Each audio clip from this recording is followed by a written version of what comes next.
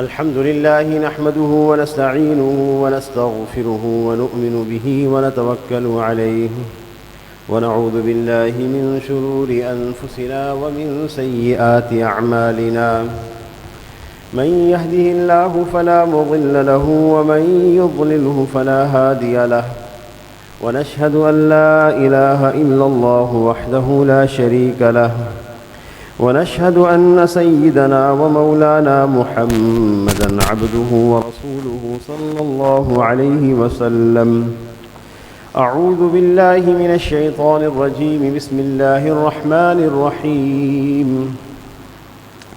الأخلاء يومئذ بعضهم لبعض عدو إلا المتقين.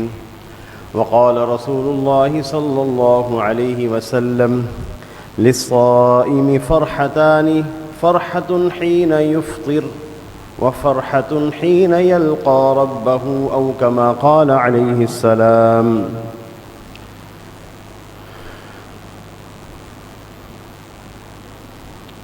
اللہ رب العزت کا ارشاد ہے قرآن پاک میں: وَلِتُكْمِلُوا الْعِدَّةَ وَلِتُكَبِّرُوا اللَّهَ عَلَى مَا هَدَاكُمْ وَلَعَلَّكُمْ تَشْكُرُونَ، کہ چاہیے کہ یہ لوگ اپنے رمضان کے روزوں کی گنتی پوری کریں، اور اللہ تعالیٰ نے جو رہنمائی دی ہے، ہدایت کی توفیق عطا فرمائی اور اپنا فضل فرمایا، روزوں کی توفیق عطا فرمائی، تراویح کے قیام کی توفیق عطا فرمائی، اس پر اللہ کی بڑائی بیان کریں اور تاکہ تم شکر گزار بن جاؤ۔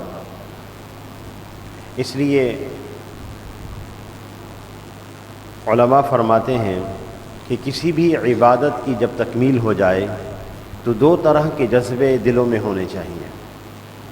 ایک جذبہ اللہ تعالیٰ کی شکر گزاری کا کہ صلی اللہ جل شانہ نے ہمارے پر انعام فرمایا، اپنا فضل فرمایا اور ہمیں تراویح کے قیام، روزوں کی توفیق عطا فرمائی، اور یہ تمام اعمال اور عبادات صالحہ میں لگنا اس بات کی علامت تھی کہ اللہ رب العزت ہم سے محبت فرما رہے ہیں، اللہ تعالیٰ اپنے بندے سے محبت کر رہے ہیں۔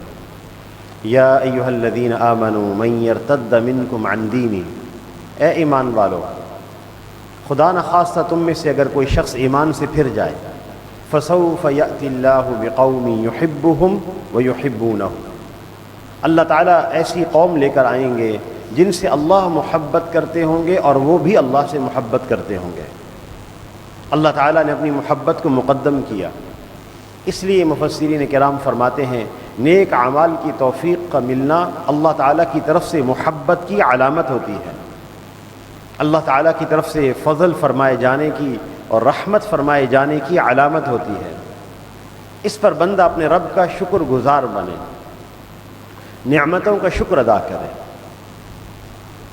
اور شکر ایک تو انسان زبان سے ادا کرتا ہے اور اس کا بہترین کلمہ الحمدللہ ہے، اور دوسرا شکر انسان اپنے دل سے ادا کرتا ہے کہ دل سے نعمتیں دینے والے کی محبت اور نعمتیں دینے والے کا احترام دل میں ہو۔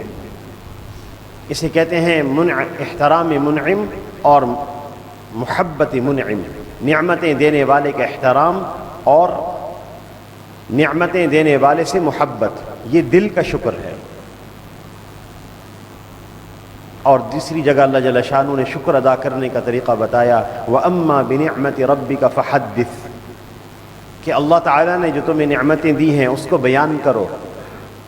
اللہ تعالیٰ نے ہمیں ظاہری نعمت بھی دی ہیں، باطنی نعمتیں بھی دی ہیں، تو ان لوگوں کے سامنے بیان کرنا جو ہم سے محبت کرتے ہوں، اور بیان کرنے کا انداز ایسا ہو کہ عاجزی کے ساتھ اظہار ہو، بطور تفاخر اور تکبر کے اظہار نہ کی جائے نعمتیں۔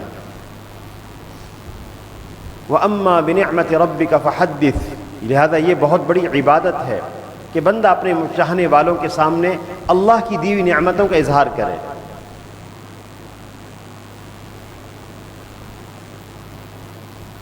تو اللہ تعالیٰ نے کتنی نعمتیں ہمیں عطا فرمائی رمضان میں، کہ تراویح کے قیام پر فرمایا من قام رمضان ایمانا واحتسابا غفر له ما تقدم من ذنبه، جو رمضان المبارک کا قیام کرے گا تراویح کا، اس کے اگلے پچھلے گناہ معاف کر دیے جائیں گے۔ اور پھر لیلۃ القدر کے بارے میں فرمایا کہ جس نے لیلۃ القدر میں قیام کیا اس کے بھی اگلے پچھلے گناہ معاف کر دیے جاتے ہیں۔ اور پھر روزوں کے بارے میں فرمایا الصوم لی وانا اجزی بہ، روزہ میرے لیے ہے اور اس کا اجر میں خود ادا کروں گا۔ اور روزے داروں کے لیے فرمایا للصائم فرحتان، روزے داروں کے لیے دو خوشیاں ہیں، حین یفطر، ایک تو وہ جب عید کرتے ہیں، ایک ان کی خوشی کا دن وہ ہے، لہذا عید فرحت اور سرور اور خوشی کا دن ہے، حین یفطر۔ لیکن خوشی کا دن بھی ایسا ہے کہ جس میں فرمایا کہ وَلِتُكَبِّرُوا اللَّهَ عَلَى مَا هَدَاكُمْ، تم اللہ کی عظمت بیان کرو اور یوں کہو اللہ اکبر لا الہ الا اللہ واللہ اکبر وللہ الحمد۔ جتنے بھی اقوام عالم ہیں، مسلمانوں کی عید سب سے نرالی ہے۔ ایک دفعہ جنوبی امریکہ میں چلی میں عید پڑھانے کا موقع ملا، مسلمان بھی تھے، نو مسلم لوگ بھی تھے، اور ان کے اعزاء اقارب بھی تھے، رشتہ دار، جو معلوم کرنے آئے تھے کہ مسلمانوں کی عید کیا ہوتی ہے۔ ہماری عید تو کرسمس ہوتی ہے، عید میلادی عیسیٰ علیہ السلام کی پیدائش کے اوپر، اور یہود کی اپنے مقام کی عید ہے۔ تو وہ ہمیں پوچھنے آئے کہ یہ مسلمانوں کی عید کیا ہوتی ہے، آپ ہمیں بتائیں۔ یاد رکھیے گا ہماری عید سب سے نرالی ہے۔ تمام اقوام عالم کے مذاہب کی جو عید ہے وہ کسی مخصوص دن پر ہے، مثلا یا تو ان کی نبی کی پیدائش کے دن کو عید بنایا گیا، جیسے عیسیٰ علیہ السلام کے ولادت کے دن کو عید بنایا گیا، اگرچہ تاریخی اعتبار سے روایات درست نہیں ہے کہ ان کی پیدائش کب ہوئی تھی۔ مسلمانوں کی عید کسی مخصوص دن پر نہیں رکھی گئی، حالانکہ اللہ جل شانہ نے ایسے عظمت والے دن مسلمانوں کو عطا کیے، جس میں ایک دن تو وہ ہے جس میں خود رسول اللہ صلی اللہ علیہ وسلم کی ولادت ہے، اور پھر عظمت والا دن جس دن بدر کا دن تھا، واحد ایسی جنگ کہ کائنات عالم نے کائنات کی چشم نے وہ ایسی جنگ نہیں دیکھی کہ جس میں بنفس نفیس فرشتے شریک ہیں اور جنگ کر رہے ہیں، لڑ رہے ہیں، اللہ تعالیٰ کی مدد کا ایسا اظہار ہو رہا ہے۔ اس دن کو عید کا دن نہیں بنایا گیا، وہ مادیت اور ایمان کا معرکہ تھا، اور قیامت تک کے لیے شیطانی طاقتوں کو اور طاغوتوں کو پیغام تھا کہ ہمیشہ ایمان کی جیت ہوگی۔ اور پھر اسی طرح فتح مکہ کا دن، اسلام کی نشاط ثانیہ کا آغاز تھا، ہجرت، اسلام کی احیاء کا آغاز، کسی دن کو عید کا دن نہیں بنایا گیا۔ عید کا دن تب بنایا گیا کہ جس دن مسلمان اپنی عبادت کی تکمیل کر لیں، مسلمانوں کو ان کے عمل کا اجر دیا جائے، دنیا میں اس خوشی کے ساتھ، اور آخرت میں کیا خوشی ہوگی؟ للصائم فرحتان، روزے دار کے لیے دو خوشیاں ہیں، فرحت حین یفطر، ایک تو وہ خوشی ہے جب عید کا دن آ جائے، وفرحت حین یلقا ربہ، اور ایک خوشی کا وہ دن ہے جس دن وہ اپنے رب سے ملاقات کریں گے۔ وہاں پہ جو روزوں کا ذخیرہ دیکھیں گے اور عمل کے اجروں کا ذخیرہ دیکھیں گے، وہ عجیب خوشی کا احساس ہوگا۔ اس خوشی کو تو ہم تصور میں بھی نہیں لا سکتے، وہ کیا خوشی ہوگی، وہ کیا نشاط ہوگا، ہم سوچ بھی نہیں سکتے۔ تو ہمارے لیے دونوں عیدوں کے دن، چاہے عید الاضحیٰ ہو یا عید الفطر ہو، دونوں عیدوں کے دن عبادات کی تکمیل پر رکھے گئے ہیں، کسی خاص دن کے ساتھ مخصوص نہیں کیے گئے۔ اس امت کی شان عبادات کے ساتھ ہے، اس امت کی پہچان عبادات کے ساتھ ہے، بندگی اور عبودیت کے ساتھ ہے۔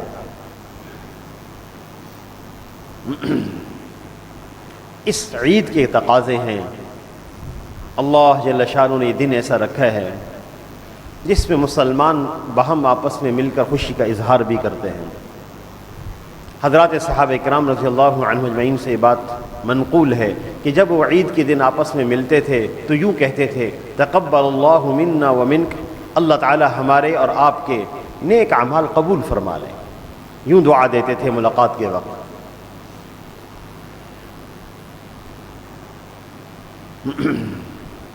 اس عید کے دن میں تو ایک تو کیفیت ہونی چاہیے شکر گزاری کی. اللہ جل شانہ کے انسان شکر ادا کرے. جو شکر گزار ہوتا ہے وہ اللہ تعالیٰ کی نافرمانی نہیں کرتا، وہ نعمتیں دینے والے کی نافرمانی اور معصیت میں نہیں جاتا. اور دوسری کیفیت جو اس موقع پر ہونی چاہیے وہ استغفار کی ہے. اللہ تعالیٰ سے انسان اپنے گناہوں کی اللہ رب العزت سے اپنے گناہوں کی معافی مانگے.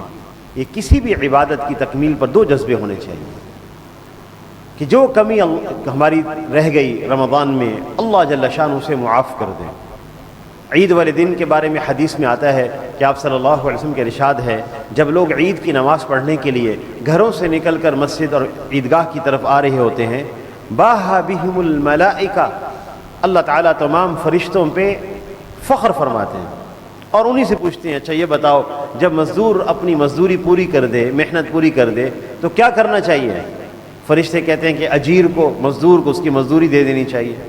تو اللہ جل شانہ فرماتے ہیں عزتی و جلالی و کرمی و ارتفاعی مکانی و علوی 5 قسمیں اللہ پاک کھاتے ہیں.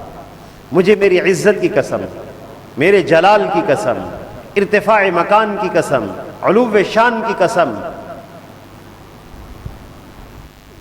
لَأُجِيبَنَّهُمْ، آج کے اس اجتماع میں یہ دو جو مانگیں گے میں ان کو عطا کر دوں گا. اور پھر اعلان ہوتا ہے کہ تم سب اس حال میں واپس جاؤ کہ تمہارے سب گناہوں کو معاف کر دیا گیا. قوموا مغفورا لکم. تو دوسری کیفیت جو ہے اس موقع پر استغفار کی ہونی چاہیے. استغفار ایسی نعمت ہے جو قوموں کو قوت بخشتی ہے. آج ہمیں دعا کی بھی ضرورت ہے، طاقت کی بھی ضرورت ہے. یقیناً جس طرح ظاہری اسباب طاقت کا ذریعہ ہوتے ہیں اسی طرح روحانی اسباب اس سے بڑھ کر طاقت کا ذریعہ ہوتے ہیں.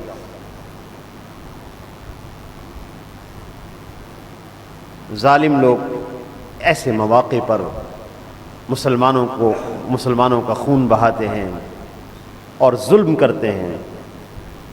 ہم کیا کریں؟ ہماری کئی عیدیں ایسی گزریں جس میں ہم زخمی ہوتے ہیں. ہم کیا کر سکتے ہیں ایسی قوم کے لیے جس پر یہود چڑھائی کر رہے ہوں؟ جی ہاں، وَيَا قَوْمِ اسْتَغْفِرُوا رَبَّكُمْ، اے لوگوں اپنے اللہ سے معافی مانگو. ثُمَّ تُوبُوا إِلَيْهِ، پھر اس کی طرف رجوع کرو توبہ کے ساتھ. يُرْسِلِ السَّمَاءَ عَلَيْكُمْ مِدْرَارًا، وہ رب تمہارے اوپر موسلادھار رحمتیں برسائیں گے. وَيَزِدْكُمْ قُوَّةً إِلَىٰ قُوَّتِكُمْ، اور وہ اللہ تمہاری قوت اور طاقت کو مضبوط کر دیں گے. جتنی قومیں استغفار کرتی ہیں اللہ ان کی طاقت میں اضافہ فرماتے ہیں. تو ہمیں دعاؤں کی بھی ہمیں حاجت ہے، ہم اللہ سے مانگیں عافیت کو، اور دوسرا استغفار بھی کریں، اللہ سے اپنے گناہوں کی معافی مانگیں. اور جتنی تربیت اللہ جل شانہ نے رمضان میں ہماری فرمائی ہے اس تربیت کا تقاضا یہ ہے کہ اب اللہ کی نافرمانی نہ کی جائے. استغفار اور توبہ کے بھروسے پہ گناہ کرنا سنگین جرم ہے.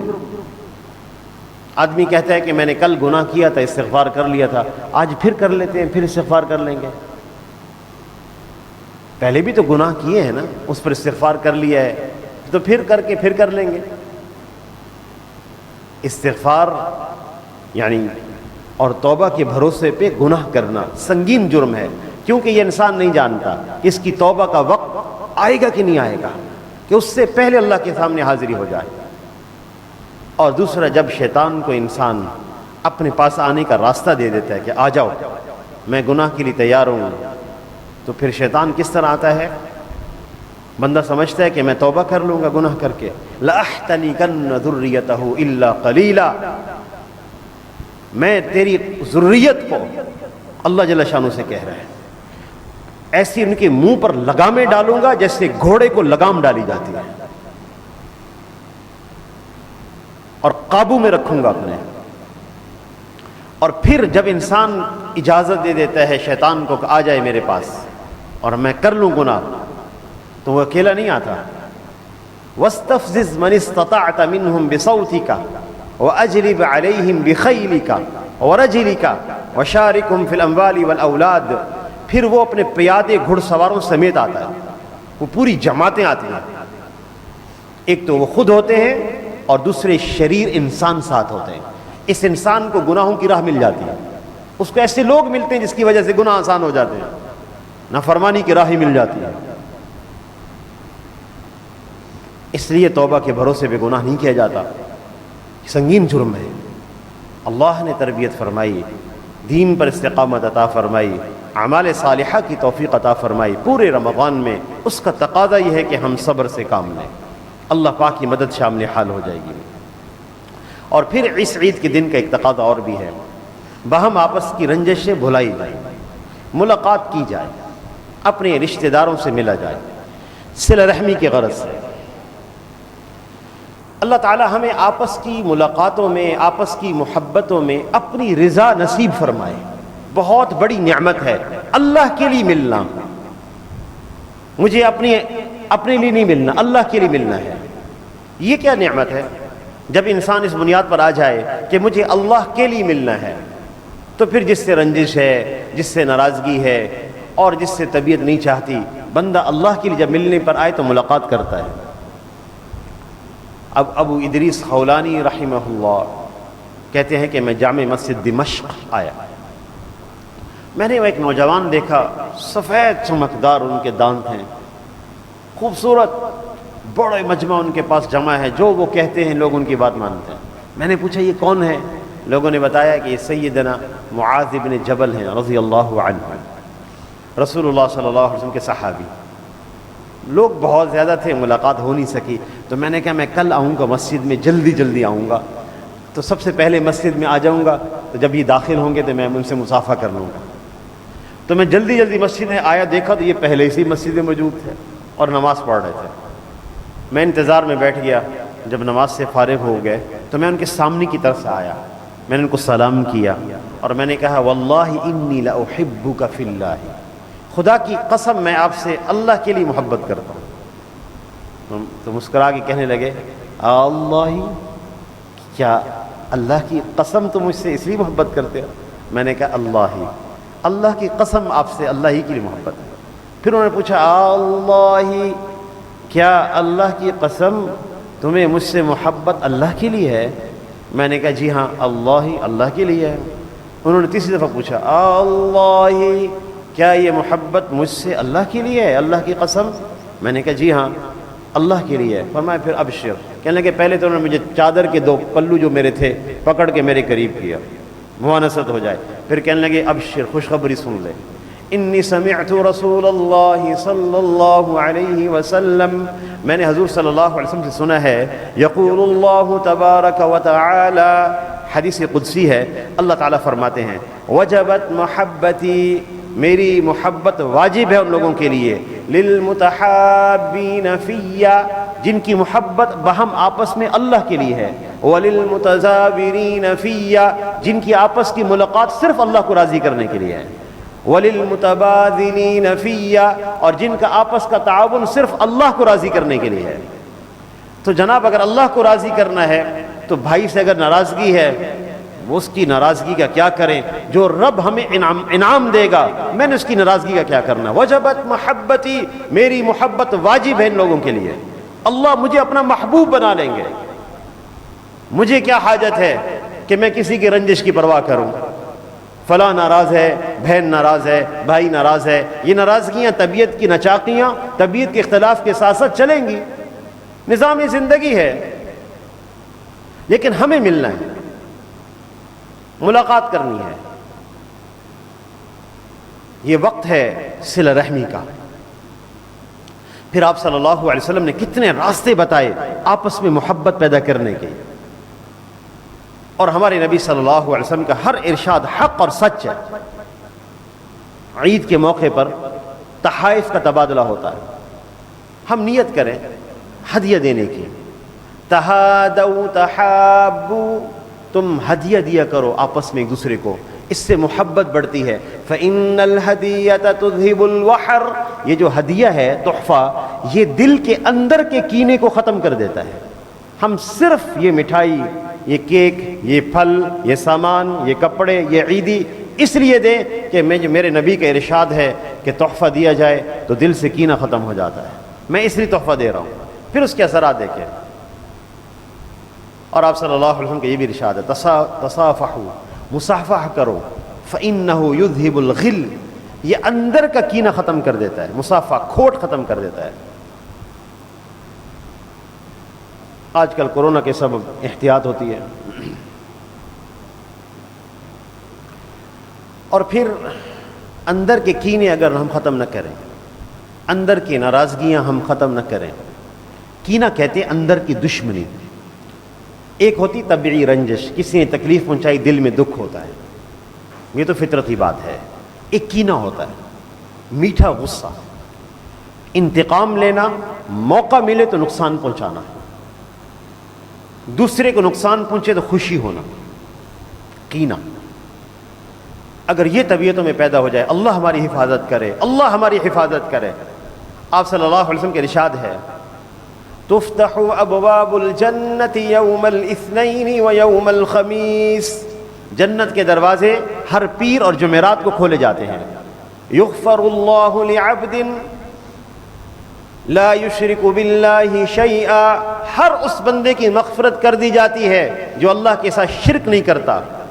الا رجلا ما بینہ و بین اخیہ شحناء، مگر دو بندے وہ جن کے آپس میں دلوں میں کینہ ہے، سب کی مغفرت کی جاتی ہے، دو بندے چھوڑے جاتے ہیں جن کا آپس میں کینہ ہے، دشمنی، انتقام کے جذبے، مقابلے کی فضائیں، نقصان پہنچانے کی کوشش ہے ایک دوسرے کو، ان کو چھوڑ دیا جاتا ہے۔ اور حدیث میں آتا ہے، انظروا هذین حتی یصطلحا، انظروا هذین حتی یصطلحا، انظروا هذین حتی یصطلحا، ان دو بندوں کو چھوڑے رکھو، معاف نہ کرو جب تک صلح نہ کر لیں، ان دو بندوں کو چھوڑے رکھو، معاف نہ کرو جب تک صلح نہ کر لیں، ان دو بندوں کو چھوڑے رکھو، معاف نہ کرو جب تک صلح نہ کر لیں۔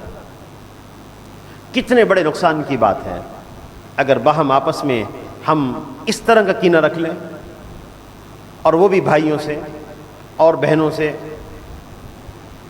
اور حقیقی قریبی رشتہ داروں سے۔ اس لیے طبعی رنجش، دکھ ہونا جس کی وجہ سے تعلقات کا کم ہونا ایک الگ چیز ہے، لیکن کینہ ہونا، مقابلے کی فضا بنانا اور انتقام لینا اور نقصان پہنچانے کی کوشش کرنا، یہ اللہ تعالیٰ کو سخت ناپسند ہے۔ اس لیے یہ موقع ایسا ہے کہ ہم باہم آپس میں محبت کریں، اور پھر یہ بھی ہوتا ہے کہ وہ ہمارے گھر نہیں آئیں گے تو ہم بھی نہیں جائیں گے۔ اگر ہم ابتدا کر لیں تو آپ صلی اللہ علیہ وسلم نے ارشاد فرمایا، سلام میں پہل کرنے والا کبر سے بری ہے، سلام میں پہل کرنے والا کبر سے بری ہے، بہت بڑی نعمت ہے۔ اللہ تکبر دلوں سے کھینچ لیں گے اگر سلام میں انسان پہل کر دے۔ اور پھر آپ صلی اللہ علیہ وسلم کا ارشاد ہے، الا ادلکم، آپ نے ارشاد فرمایا کہ لا تدخلوا الجنت حتی تؤمنوا، تم میں سے اس وقت تک کوئی جنت میں داخل نہیں ہو سکتا جب تک ایمان نہ لے آئے، ولا تؤمنوا حتی تحابوا، اور ایمان والے تم اس وقت تک نہیں ہو سکتے جب تک باہم آپس میں محبت نہ کرنے لگو۔ الا ادلکم، میں تم ایک ایسا عمل بتلاؤں اگر تم کرو گے تو باہم محبتیں پیدا ہو جائیں گی۔ افشوا السلام بینکم، آپس میں ایک دوسرے کو سلام کرو، محبتیں پیدا ہو جائیں گی۔ اس لیے آج کا دن تو ملاقات کا دن ہے، طبیعت پر پتھر رکھ کر ملاقات کریں،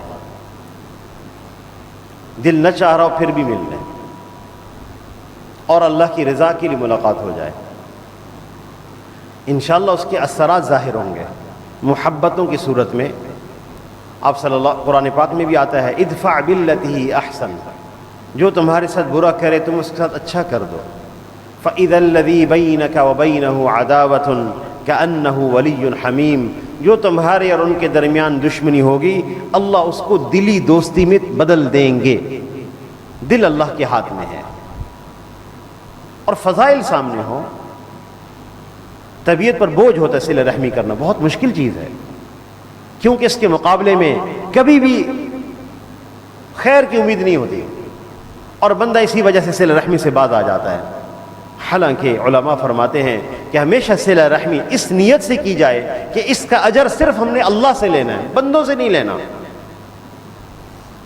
مقابلے میں کسی قسم کے احسان کی ہم تمنا نہیں رکھتے، تب صلہ رحمی ہو سکتی ہے، ورنہ نہیں ہو سکتی۔ اس لیے آپ صلی اللہ علیہ وسلم کا ارشاد ہے، من احب ان یبسط له فی رزقہ وینسأ له فی اثرہ فلیصل رحیمہ، جو شخص یہ چاہتا ہے اللہ اس کی عمر بھی بڑھا دے اور اس کے رزق میں کثرت عطا فرما دیں، اس کو چاہیے کہ صلہ رحمی کرے۔ بعض حضرات کو اشکال ہو جاتا ہے کہ جب ایک عمر طے ہے اور وہ بڑھ نہیں سکتی، اللہ کے ہاں جو وقت طے ہے وہ تو بڑھ نہیں سکتا، اور رزق بھی طے ہے تو وہ بھی بڑھ نہیں سکتا، تو صلہ رحمی کرنے سے رزق اور عمر میں اضافہ کیسے ہوگا؟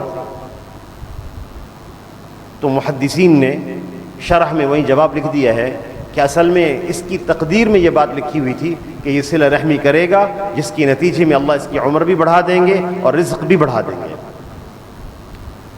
اس لیے یہ دن صلہ رحمی کا دن ہے، تعلق جوڑنے کا دن ہے، معاف کر دینے کا دن ہے، غصے کو پی لینے کا دن ہے۔ آپ صلی اللہ علیہ وسلم تشریف لے جا رہے تھے، مجمع لگا ہوتا، کشتی ہو رہی تھی، کشتی کا کھیل پرانا ہے، تو آپ تھوڑی دیر کے لیے وہاں کھڑے تو صحابہ نے عرض کی یا رسول اللہ یہ جو پہلوان ہے ایسا پہلوان ہے کہ کوئی بچھاڑ نہیں سکا، جو مقابلے میں یہی جیتا ہے۔ آپ نے ایک چھوٹا سا جملہ ارشاد فرمایا، لیس الشدید بسرعۃ، بچھاڑنے والا بندہ پہلوان نہیں ہوتا، الشدید الذی یملک نفسہ عند الغضب، پہلوان تو وہ ہوتا ہے جو غصے کے وقت اپنے نفس پر قابو پا لے، مضبوط بندہ وہ ہوتا ہے۔ اور یقین کریں یہ بڑا ہی طاقتور آدمی ہوتا ہے، بڑا قوت والا بندہ ہوتا ہے، اللہ تعالیٰ کی مدد اس بندے کے ساتھ ہوتی ہے، نصرت غیبیہ اس بندے کے ساتھ ہوتی ہے، اللہ کے لیے غصہ کرنا۔ اور آپ صلی اللہ علیہ وسلم کے یہ ارشاد کافی ہونا چاہیے، من اعطا للہ، جو دے تو اللہ کے لیے دے، ومنع للہ، روکے تو وہ بھی اللہ کے لیے روکے، احب للہ، محبت بھی اللہ کے لیے کریں، ابغض للہ، دوری بھی اللہ کے لیے ہو، اپنی مزاج پر نہ ہو، اللہ کی وجہ سے دوری ہو، فقد استکمل الایمان، جو جس بندے میں چار صفات پیدا ہو جائیں گی اس کا ایمان کامل ہو جائے گا۔ اس لیے گزارش یہ ہے کہ آج عید کے موقع پر باہم رنجشیں بھلا کر ایک دوسرے کے قریب ہو جایا جائے۔ اللہ تعالیٰ سے دعا ہے اللہ ہم سب کو عمل کی توفیق عطا فرمائے، وآخر دعوانا ان الحمد للہ رب العالمین۔